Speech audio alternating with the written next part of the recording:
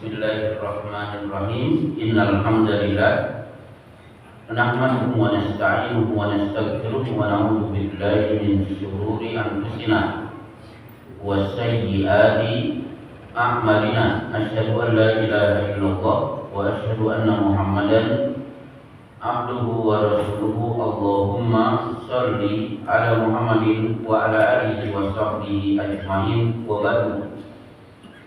Kembali kita hadiri majelis kitab Al-Kabair. Sudah kita selesaikan 33 hadis dan hari ini kita membahas Al-Kabiratu Ar-Rabi'atu wa Thalathun, dosa besar nomor 34. Ad-dayyuthu al-mustahsinu ala ahlihi. Kelihatannya bapak-bapak sudah kenal istilah dayus.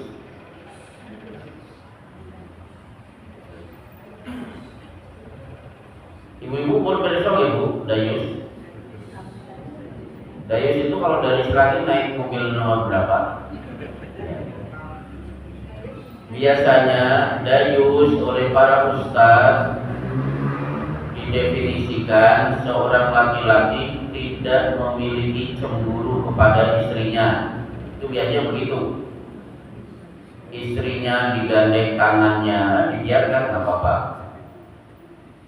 Istrinya hari ini tidur dengan suami, besok tidur dengan laki-laki lain, dianggap biasa. Apalagi suaminya senang karena istrinya kalau sudah tidur dengan laki-laki lain pasti nyetor duit pada suami. Nah, betul ini bagian dari dayus. Tapi kita lihat Imam Qurtubi menyebut di sini dayus itu apa? Alladzi yukirru al-khabatha fi ahlihi, membiarkan keluarganya melakukan perbuatan maksiat. Mau bapaknya, ibunya, istrinya, atau suaminya, atau anaknya. Pakainya tidak sholat dibiarkan. Jadi tidak menganggap masalah perbuatan maksiat yang terjadi pada kaum kerabat. Itulah yang disebut dengan dayus. Baik, bagaimana memahami tentang dayus? Yang pertama, perlu kita pelajari terlebih dahulu. Satu, bagaimana sikap seorang muslim terhadap perbuatan maksiat. Maka jawabannya, seorang muslim harus benci, antipati, tidak suka, punya sikap menjauhi kepada semua perbuatan maksiat.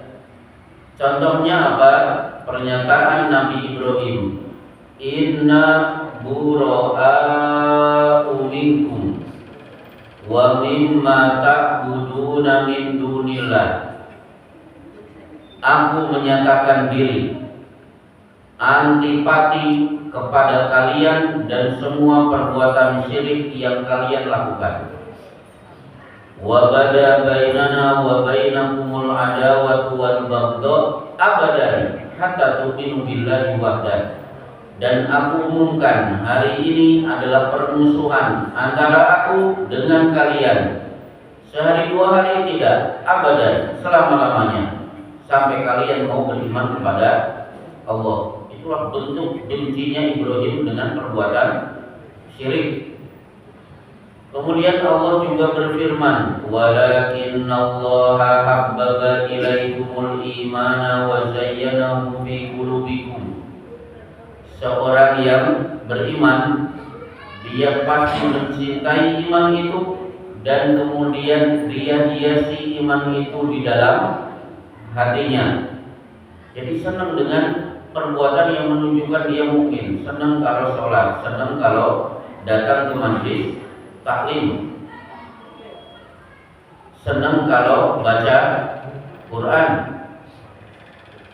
Wa karraha ilaikumul kufra wal fusuqa wal isyan. Tertanam dengan baik dalam hatinya benci kepada perbuatan kufur perbuatan fasik dan perbuatan maksiat. Harusnya begitu. Acara yang menunjukkan dia beriman, dia senang. Perbuatan yang menunjukkan bahwa orang itu bisa fasik, bisa terjatuh ke dalam kekufuran, dia benci sebenci-bencinya. Termasuk nasihat seorang alim kepada seorang yang membunuh 100 orang. Apa nasihatnya? Intalik ila ardi kada wa kada, fa inna hunaka unasun ya'buduna Allah fa'budillaha ma'ahum. Mas, kalau jenengan mau bertobat, pindah ke negeri sana, penduduknya kompak taat kepada Allah. Pergi ke sana supaya engkau bisa bergabung beribadah bareng-bareng dengan mereka. Wala tarji ila ardika, jangan pulang ke negerimu lagi. Fa innaha ardusu, negerimu itu negeri jelek yang membuat kamu menjadi pembunuh itu gara-gara engkau tinggal di negerimu. Baik, ini yang pertama. Kemudian, mana dalil bahwa kita tidak boleh memiliki dayus?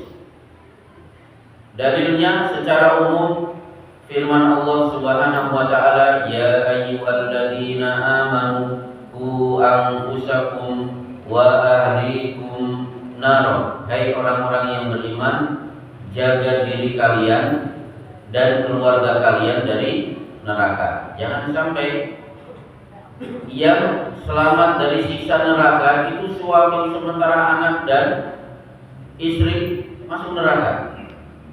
Jadi ayat ini mengatakan jaga dirimu dan keluargamu dari apa? Dari neraka. Berarti kamu dan keluargamu sama-sama selamat dari neraka, sehingga jangan biarkan keluarga berbuat maksiat. Dalil yang lain, jannatu adni yadkhulunaha wa man salaha min abaihim wa azwajihim wa dzurriyyatihim. Surga Aden akan dimasuki orang-orang beriman. Di situ mereka akan bertemu dengan orang-orang soleh dari bapak-bapak mereka, istri-istri mereka, dan anak cucu mereka. Berarti surga Aden adalah tempat reuni akbar keluarga besar dulu di dunia, dipisahkan oleh kematian, akhirnya dipertemukan di surga bernama Aden. Berarti jangan sampai tercecer. Jadi tolong bapak-bapak tengok lagi mana istrinya, anaknya, cucunya, kemudian menantu, besan, apalagi Pak Le, Pak D, ponakan. Karena apa? Kumpul di dunia ketika ada acara apa Pak? Kumpulan keluarga besar terah kalau tidak salah. Nah, kumpulan terah. Nah, kalau ketika terah kumpul di hari raya Idul Fitri, coba bayangkan ini kumpul ini terulang lagi tidak nanti di surga ada. Maka jangan sampai memiliki dayus. Setiap ada keluarga lupa kepada Allah langsung diingatkan. Bahkan beberapa dialog penghuni surga dan penghuni neraka dalam Al-Quran, kalau kita buka tafsir, ternyata itu terjadi dialog antara keluarga dengan sanak kerabatnya. Misalnya, wanada ashabun nari ashabal jannah, penghuni neraka berteriak memanggil penghuni surga. Karena saat itu penghuni surga diberi kesempatan jalan-jalan melihat neraka sambil membawa makanan dan minuman. An afidu alaina minal ma, tolong itu sedikit air lempar, kami juga pengen. Au mimma razaqakumullah, atau makanan yang merupakan rezeki dari Allah, tolong lempar. Apa jawaban penghuni surga? Innallaha harrama 'alal kafirin, Allah haramkan makanan dan minuman ini untuk orang kafir. Kalau kita buka kitab tafsir dan keterangan para ulama, ini teriakan suami kepada istri. Ini juga teriakan istri yang di neraka berteriak memanggil suami. Ini teriakan bapak memanggil anak. atau sebaliknya, teriakan anak memanggil bapaknya karena bapaknya penghuni surga. Termasuk masalakakum fi saqar, kenapa kamu bisa terjerumus ke dalam neraka saqar? Qalu lam naku minal musallin, dulu kami tidak sholat. Coba kita buka keterangan para ulama. Ini kan pertanyaan dari istri kepada suami, Mas, jenengan kok di neraka? Iya, saya dulu tidak sholat. Jadi jangan sampai dialog-dialog ini terjadi pada keluarga kita. Maka jangan memiliki sikap dayus. Jangan biarkan kaum kerabat kita dibiarkan dalam kondisi berbuat maksiat. Termasuk Allah juga berfirman, ya ayyuhalladzina amanu kunu qawwamina bil qisti syuhada'a 'alan nas walau 'ala anfusikum awil walidaini wal aqrabin. Katakan jujur, berikan kesaksian yang benar, meskipun untuk diri kalian sendiri atau orang tua sendiri atau anak sendiri atau kaum kerabatnya sendiri. Kalau salah ya salah, jangan dibela-bela. Anak saya salah, makanya saya akan ingatkan supaya anak saya benar. Maka kalau ada orang tua marah kepada guru karena guru menghukum anaknya di sekolah, berarti orang tua tidak memiliki sikap, berarti orang tua memiliki sikap dayus. Anaknya salah tapi dibela-bela. Padahal yang benar apa? Biarkan guru memiliki kebebasan untuk memberikan hukuman kepada anak didiknya. Karena kita sudah mempercayakan anak ini saya kirim ke sebuah sekolah, berarti saya yakin sekolah benar, saya berikan kekuasaan kepada guru untuk mendidik anak-anak saya. Baik, masalah keempat, contoh-contoh dayus. Di kitab Bulughul Maram di bab nikah ada seorang sahabat mengeluh kepada Rasulullah. Istrinya cantik luar biasa tapi malah sambat. Ya Rasulullah, inna mraati la taridu yada la misin. Istri saya cantik ya Rasulullah, tapi dari situlah saya stres. Kenapa stres? La taridu yada la misin, tidak pernah menolak kalau ada laki-laki menyentuhnya. Jadi belum tentu punya istri cantik itu bahagia, buktinya ini stres. Jadi cantik tapi biasa melakukan pergaulan bebas. Kalau hari ini apa? Seorang suami ditanya ketika istrinya main di film, perannya peran di atas tempat tidur. Apa komentar suami ketika ditanya wartawan? Cemburu tidak? Oh tidak, itu totalitas peran. Itu namanya dayus. Bahaya. Karena di sini dayus itu salah satu layar dukhulunal jannah. Ungkapan pertama adalah tidak akan masuk surga. Yang lain salah satu qad harrama alaihimul jannah, Allah haramkan surga buatnya. Pada riwayat yang lain tidak ada di kitab ini, dia tidak akan mencium bau surga, wanginya saja tidak dapat apalagi masuk. Termasuk apa? Orang tua membiarkan putrinya pacaran. Bulan ini pacarnya A, bulan besok pacaran B, bangga anakku pahit. Nah, itu dayus. Yang benar apa?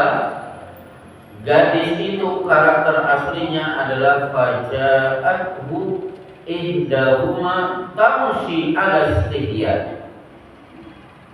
Datanglah si gadis, putri Nabi Syuaib, menemui anak muda bernama Musa ala istihya, dengan kemalu-maluan. Maksudnya apa? Kita buka tafsir lagi. Jadi putri Nabi Syuaib ditolong oleh Nabi Musa. Putrinya laporan, Pak, tadi ada anak muda menolong kambing-kambing kita sehingga bisa minum. Ya sudah, bawa, panggil kemari. Nah, akhirnya si gadis ini datang menemui Nabi Musa alaihissalam, berjalan ke malu-maluan. Dibuka tafsir, ternyata si gadis ini menyampaikan amanat bapaknya agar Musa datang ke rumahnya, tidak menghadap Nabi Musa, tapi membelakangi Nabi Musa. Itu pun sebagian kain kerudungnya ditarik untuk menutupi mukanya. Jadi ngomong tidak berhadapan, mengalihkan badan ke arah lain sambil menutupi wajahnya. Bagaimana Nabi Musa begitu beranjak berdiri untuk pergi ke rumah Nabi Syuaib, Nabi Musa melihat si gadis akan berjalan di depan. Kata Nabi Musa, "Gak boleh, kamu harus berjalan di belakang, aku yang berjalan di depan. Nanti kalau jalan belok, lempar kerikil ke kiri. Kalau belok kanan, lempar kerikil ke kanan. Kalau ada rumah dan itu rumahmu, lempar kerikil itu ke rumahmu supaya aku tahu itu rumahmu." Jadi Musa juga luar biasa. Berarti sepanjang perjalanan tidak ada obrolan. Kalau hari ini, jalan kaki, pasti sudah tuker-tukeran nomor HP, pasti sudah ngobrol, dan ngobrolnya luar biasa. Dan itu kan pengalaman bapak-bapak dulu. Baik, kita lanjutkan. Nah, bapak, bulan. Oh, gandeng kanan, sambil gandeng kanan, masya Allah.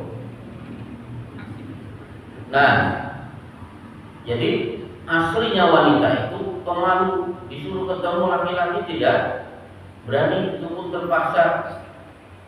Maka kalau ada orang tua bangga anaknya supel, anaknya perempuan supel, bisa bergaul sana sini, pacarnya gonta ganti dengan alasan anakku pantas, cantik. Siapa? Ibunya, anakku laku, payu. Nah, itu dayus. Termasuk dayus hari ini adalah orang tua daripada pusing biar anak antem kasih HP. Sudah bahaya sebenarnya. Hari ini HP, harusnya kita menguasai HP, tapi kita yang dikuasai HP. Harusnya kita yang mengendalikan HP, tapi justru HP yang mengendalikan hidup kita. Dan hari ini banyak di antara kita ternyata HP lebih mulia daripada kita. Keluar rumah, HP ketinggalan, udah, itu wajib hukumnya balik lagi. Kenapa? Nomornya tadi, nomor apa namanya? Yang tidak bisa dibuka oleh orang lain, namanya apa, Pak? Password, ya, password. Wah, sandi atau password, kalau ponakan istri saya bahaya. Maka saya pernah ditanya, apa hukum istri membuka-buka HP suami? Ya, saya bingung, karena saya punya HP yang memegang istri saya. Berarti kan HP saya dibuka-buka istri saya. Berarti tidak ada rahasia di antara kita. Kalau suami masih memakai password supaya tidak dibuka oleh istrinya, ini bahaya. Ibu-ibu harus menikah.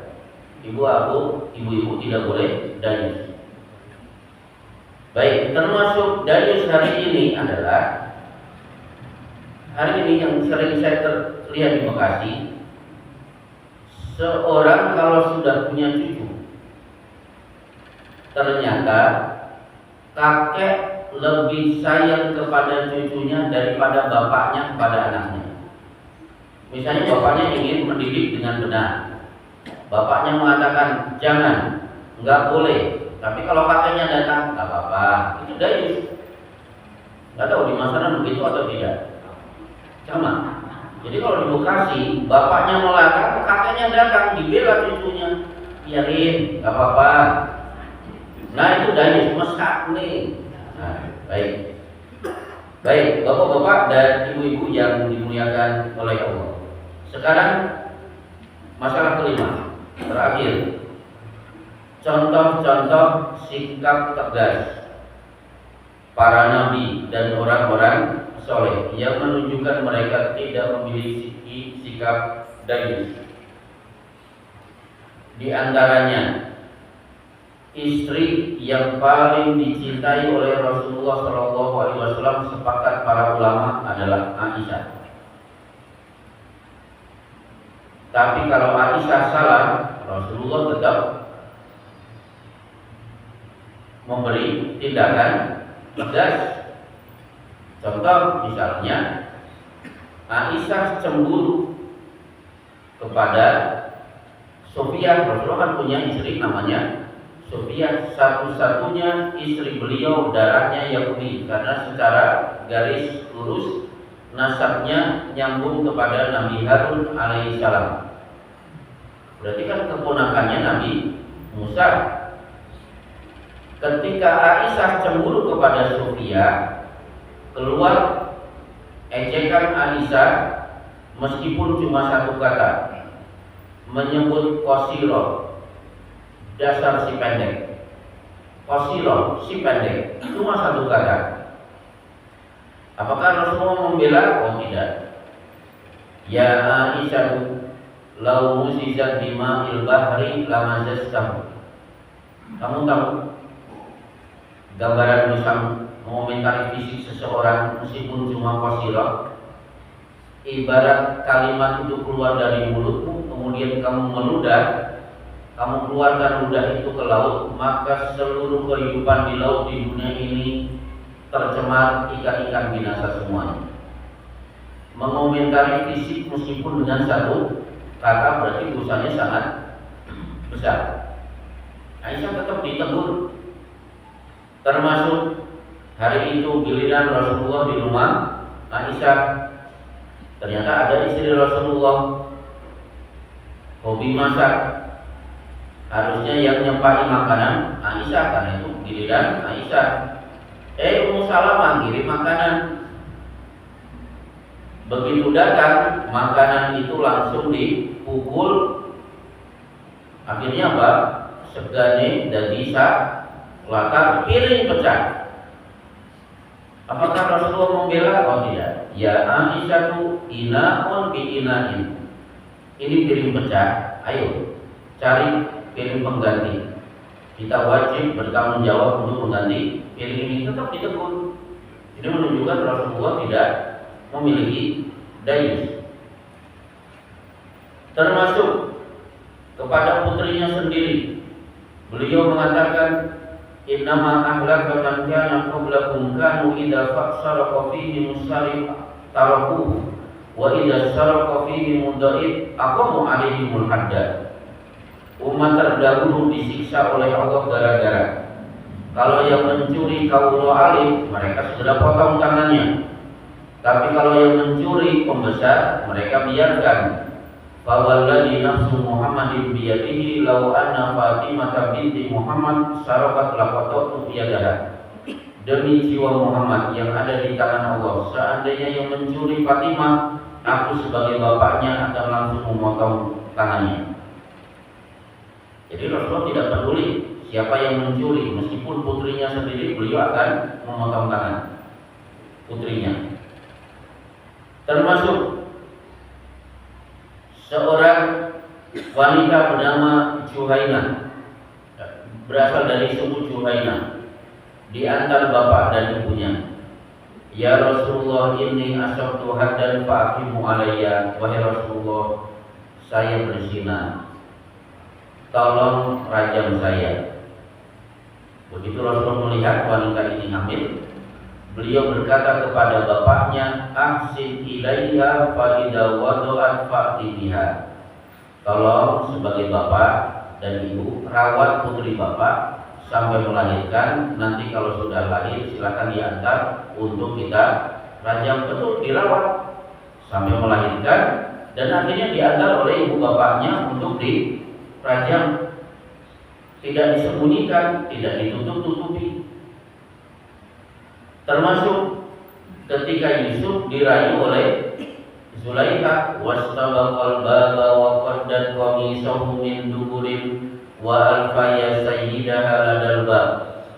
Dua orang itu sama-sama lari menuju pintu. Yusuf lari menuju pintu karena dikejar Zulaikha. Zulaikha juga lari menuju pintu untuk meraih Yusuf. Tiba-tiba Zulaikha berhasil menarik baju gamis Yusuf dari belakang hingga sobek. Cedul ujung-ujung suaminya ada di depan pintu. Untuk menutupi dosanya, Zulaikha langsung memfitnah Yusuf. Ma'aroda bi ahli kasu'an ila an yusana wa adabun alim. Laki-laki seperti ini yang akan merusak kehormatan istrimu, kira-kira disiksa atau dijebloskan ke penjara. Merasa dituduh, nah ini bapak-bapak dan ibu-ibu, kalau bapak dituduh, jangan diam saja. Yusuf langsung membela, hiya rawadatni an nafsi. Istrimu sendiri yang meraih saya, bukan saya yang menginginkan istrimu yang meraih saya. Ketika terjadi debat antara Zulaikha dan Yusuf, datanglah keluarga Zulaikha. Wa syahida syahidu min ahliha in kana qamisuhu qudda min qubulin fasadaqat wa huwa minal kadhibin wa in kana qamisuhu qudda min duburin fakadabat wa huwa minas shadiqin. Pak Menteri, untuk menentukan saudariku Zulaikha yang benar atau Yusuf yang benar, ayo kita lihat baju Yusuf yang sobek bagian mana. Kalau yang depan sobek, berarti Yusuf yang salah, saudariku yang benar. Kalau yang sobek bagian belakang, nah Yusuf berarti yang benar, saudariku yang salah. Berarti ini kan tidak dayus, fair. Nah, ayat ini kalau Bapak belajar fikih bab kehakiman dalam Islam, inilah yang sering disebut dengan saksi ahli. Jadi kalau dalam persidangan harus menghadirkan saksi ahli. Ini Zulaikha atau Yusuf yang benar, siapa yang salah? Akhirnya saksi ahli justru berasal dari keluarga Zulaikha. Kita lihat mana yang sobek, bagian depan atau belakang.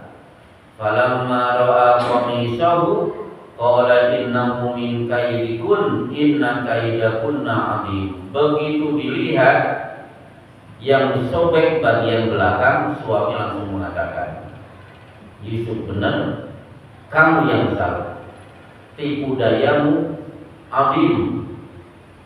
Di sini Pak Menteri mengatakan inna kaidakunna adzim, tipu dayamu, menggunakan bentuk jamak, padahal yang salah kan Zulaikha.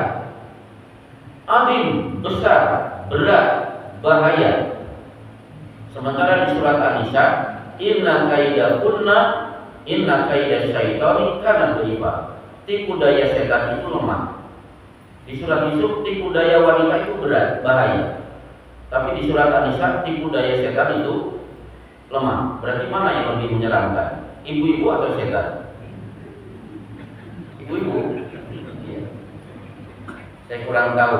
Setan itu kok lebih identik dengan perempuan. Sundel bolong. Apalagi nenek gayung, nenek lampir, peri, susah nyesot, kuntilanak. Ini gak ada suaranya dari ibu bapak-bapaknya. Apa? Wewe itu perempuan. Nanti kalau sama tuh jiwa. Wewe ya udah perempuan. Wewe kumpul. Baik, jadi akhirnya apa? Si suami mengatakan Yusufu a'rid an hada. Yusuf, saya minta maaf, tolong lupakan kasus ini. Wastaghfir li dzambika, istriku kamu harus beristighfar, harus akui itu adalah perbuatanmu. Berarti suami Zulaikha tidak memiliki dalil, salah-salah aja. Baik. Kemudian termasuk Nabi Ibrahim, tiap hari memohonkan ampun untuk bapaknya. Tiba-tiba turun wahyu, falamma tabayyana lahu annahu aduwwu lillahi tabarra'a min. ketika turun wahyu mengatakan azab itu musuhmu dan musuh Allah, akhirnya Ibrahim sejak itu berlepas diri, aku tidak akan memohonkan ampun atas dosa ayah. Baik, termasuk Nabi Nuh diingatkan masih menangis melihat anaknya tenggelam. Allah mengingatkan, innahu laisa min ahlika, itu bukan keluargamu lagi. Mesake kepada anakmu, innahu laisa amalun sholihun, itu bukan amal soleh, lupakan. Akhirnya Nabi Nuh pun memohon ampun kepada Allah, melupakan anaknya. Baik, insya Allah bapak-bapak cukup. Berarti mulai hari ini kita mulai perhatian kepada istri kita, anak kita, cucu kita, besan-besan kita, termasuk Pak Le, Paman, Pak D, saudara sepupu dan lain sebagainya. Ada di antara mereka perbuatan maksiat, segera diingatkan, karena kita ingin kumpul di dunia, juga ingin kumpul di akhirat. Membiarkan mereka tenggelam dalam perbuatan maksiat itu disebut dengan dayus. Ancaman dayus, hadis pertama tidak akan masuk surga, hadis kedua akan masuk neraka. Cukup? Ada pertanyaan? Saya silakan. Ya, silakan. Bagaimana dengan keterangan seorang laki-laki itu, seorang suami itu menanggung dosa istrinya, sementara seorang istri tidak menanggung dosa suami? Baik. Yang benar, suami membiarkan istri berbuat maksiat, maka dosa istri ditanggung. Ya. Kenapa? Ar-rijalu qawwamuna 'alan nisa. Laki-laki statusnya pemimpin bagi wanita. Sementara hadis mengatakan kullukum ra'in wa kullukum mas'ulun an ra'iyatihi. Kalian adalah pemimpin dan akan dimintai pertanggungjawaban atas siapa yang dia pimpin. Hadis ini kan dirinci, suami akan dimintai pertanggungjawaban atas istri dan anaknya. Kalau istri apa? Dimintai pertanggungjawaban atas urusan yang ada di rumahnya. Jadi urusan yang ada di dalam rumah beres atau tidak. Kemudian apa? Pokoknya urusan yang ada dalam rumah itu yang dimintai pertanggungjawaban adalah istri. Baik, sekedar tambahan, ada tesis magister di Fakultas Umur Qura,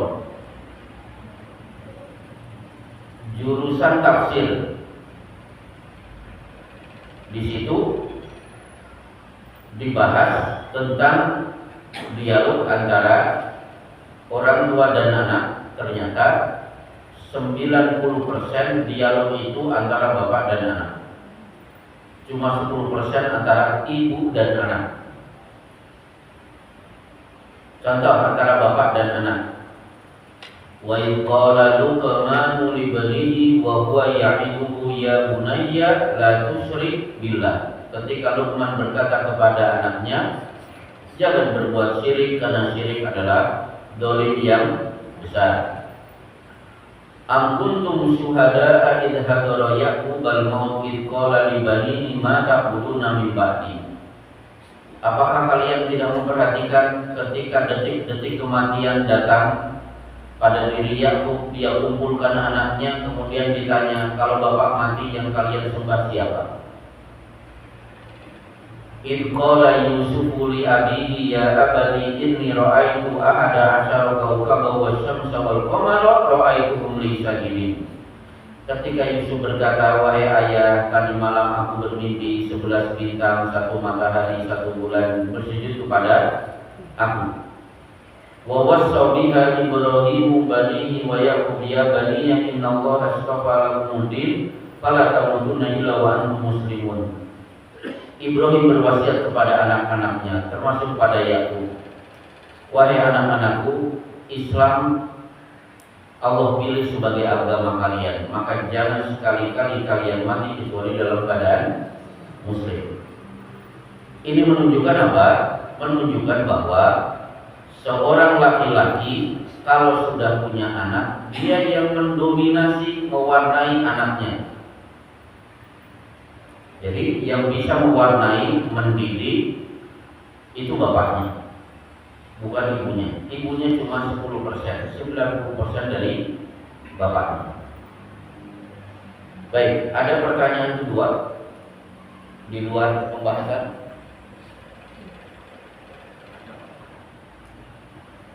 Kalau tidak ada, saya mau pulang karena ada acara di sana. Oh ada, silakan. Ini dua lembaga Ya. tentang pemberian sedekah kepada saudaranya, tapi tidak berbentuk misalnya uang tunai atau berbentuk ibadah yang lain. Bagaimana hukumnya? Ya, baik. Saya punya kerabat misalnya, saya ingin menyantuni tidak pakai duit, boleh tidak? Boleh. Seperti di Bekasi, ada anggota pengajian kita, kalau dikasih duit, pasti langsung jalan-jalan ke mall. Padahal anaknya SPP 7 bulan nunggak. Akhirnya konsultasi kepada saya, mulai hari ini caranya jangan begitu. Silahkan datangi sekolahnya, SPP-nya yang dibayar, tinggal laporan. Mbak, anak Anda SPP-nya sudah saya bayar 7 bulan. Gak usah pakai duit cash. Habis lagi. Caranya begitu.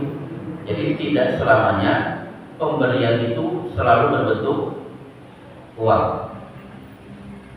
Cukup, ada lagi. Ini Bapak tidak punya PR kok dari rumah. Udah tidak punya masalah. Jadi kalau bisa, sebelum Bapak datang kemari, karena ini dosa besar, kalau bisa punya setumpuk masalah kemudian ditanya di sini. Ketika ada pertanyaan saya jawab, berarti yang bertanya itu sudah memberi kesempatan ilmu kepada yang hadir. Nah, kalau dipancing begitu kan ilmunya bertanya. Silakan. Ya.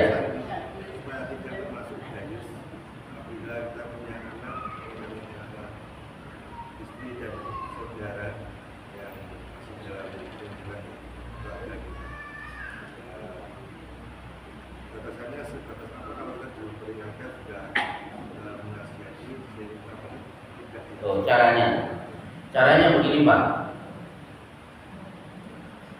Mungkin Bapak mengadakan acara pengajian keluarga, itu bagus. Jangan setahun sekali. Kalau bisa pertemuan keluarga sebulan sekali. Itu upaya bagi kita. Kenapa? Rasulullah melakukan itu. Keluarga besar dikumpulkan satu persatu. Dinasihati oleh beliau, ya Abbas ibna Abdul Muttalib, anqid nafsaka minan nar fa inni la ugni anka minallahi syai'a. Wahai paman, jangan mentang-mentang keponakanmu Nabi terus Pak bisa masuk surga. Enggak. Pak harus beribadah, tebus neraka dengan amal ibadah yang dikerjakan Pak sendiri. Begitu Pak Lenya selesai, baru Sofia, istrinya dari Abbas, berarti bibinya. Wahai bibiku, anqidhi nafsaki minan nar fa inni la ugni anki minallahi syai'a. Wahai bibi, jangan mentang-mentang keponakan Nabi terus bibi bisa masuk surga. Enggak, bibi harus rajin ibadah, tebus neraka dengan amal-amal sendiri dari bibi. Satu persatu disebut. Terakhir siapa? Fatimah, ya Fatimah binti Muhammad, anqidhi nafsaki minan nar fa inni la ugni anki minallahi syai'a. Fatimah, bapakku itu Nabi, tapi jangan merasa anak nanti bisa masuk surga. Nggak bisa. Rajin ibadah, tebus neraka dengan amal-amalmu sendiri. Karena aku tidak diberi wewenang untuk menyelamatkan dirimu nanti pada hari kiamat. Ini kan metode keluarga dikumpulkan, kemudian diingatkan. Kalau hari ini berarti ada pengajian keluarga. Atau contoh yang di Bekasi bagus juga. komplek perumahan saya ini unik. Tipe 21, rumahnya tipe 21. Itu pun sering banjir, tapi banyak yang tertarik untuk tinggal di situ. Kenapa? Ada Masjid Al-Hidayah. Kegiatannya Masya Allah. Kita bikin jamaah itu seperti keluarga sendiri. Masjid itu seolah-olah rumah mereka. Nah, akhirnya apa?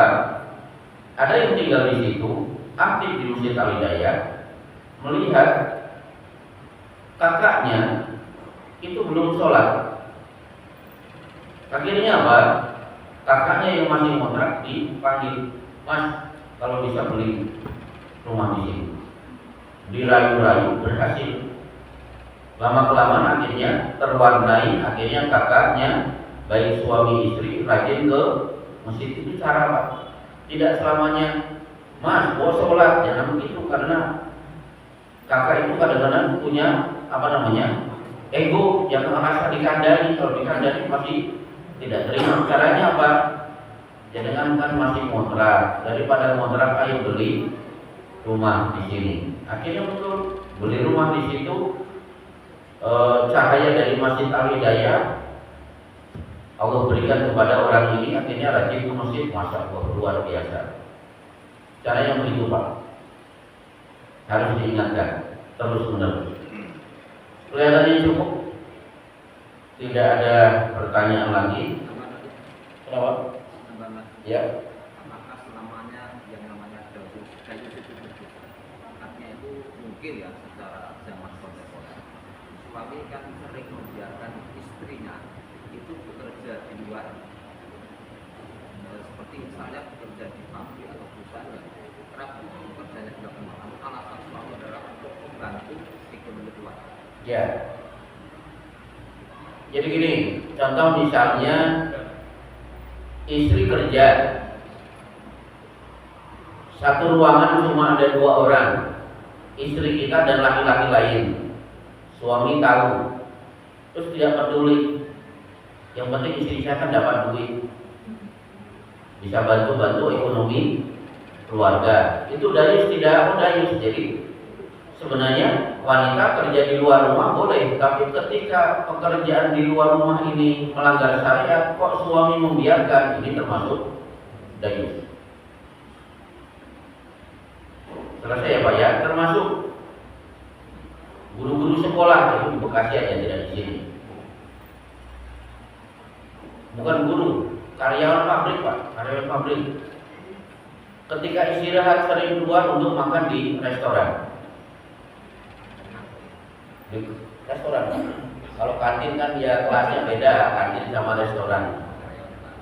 Ya karyawan pabrik tapi yang manajer. Ya manajer. Saya pernah makan di restoran itu, ternyata yaitu yang manajer itu, yang petinggi datang makan, laki perempuan, gojek, lah pokoknya seolah-olah tidak ada batas di antara mereka. Ini kalau suaminya tahu kira-kira cemburu atau tidak? Kalau tidak cemburu, ya nggak apa-apa. Nanti kalau cemburu berarti istri saya tidak bisa kerja di situ, masa harus keluar eman-eman. Termasuk ada seorang wanita pimpinan bank asing di Jakarta. Luar biasa kaya. Alhamdulillah, saya ngisi pengajian di radio. Beliau tiba-tiba mendengar. Pas masalah riba saya sampaikan. Langsung bergetar badannya. Kemudian bismillah saya keluar. Akhirnya beliau keluar. Wah, semuanya keluarga protes. Bapaknya stres.